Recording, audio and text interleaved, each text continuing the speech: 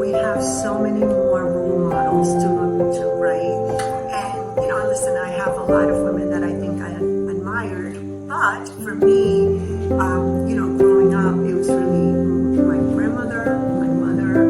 We came to this country as immigrants, and my mother always worked, so my mother always went to work, and I think that even somebody at her age, she went to school, she had a PhD, she was very much into a career type of a thing. And coming to this country, she kind of did it all over again. And then, of course, my grandmother was always home with us, and I think she was extremely influential.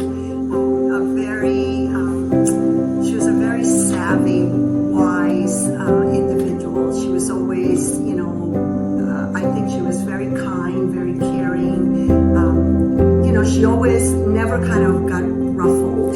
She always figured out we could figure it out, and really, taught me, which of course I didn't learn very well, the sewing and the knitting and all of that stuff. I picked it up for a little bit, and then of course didn't do it, so I'm not very good at it.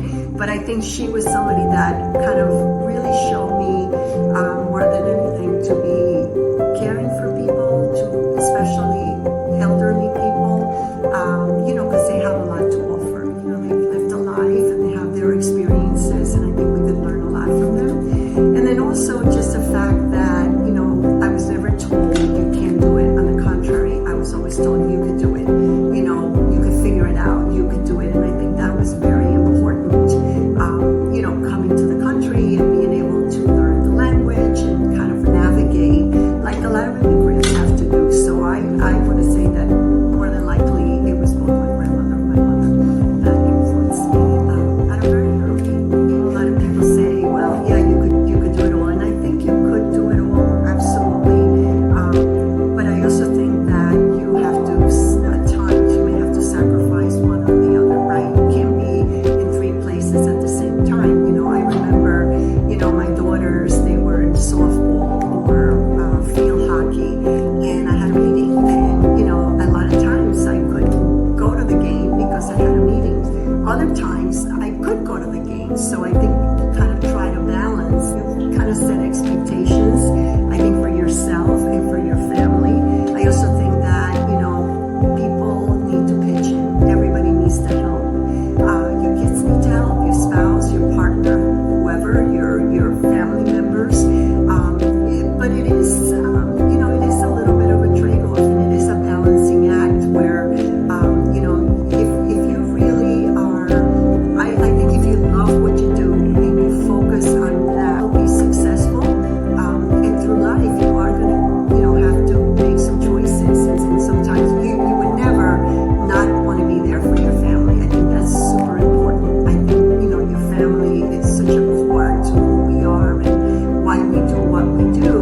So they have a very important and special place. But you also could be very passionate about your work, and that also kind of really determines who you are, your character, your purpose. And I think if you combine the two and kind of balance it out and set expectations and persevere, you could do it.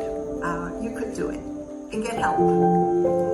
I think women have such an ability to multitask and to really manage lots of different situations. I also think that women bring to the workforce a different perspective. Listen, men are great. We're not saying anything bad about men. They really are good, and I think we have some really great men leaders that we could learn from. I think there's always opportunities to learn from others. But I do think that women, we have a soft side, we have a tough side. I think we have a perspective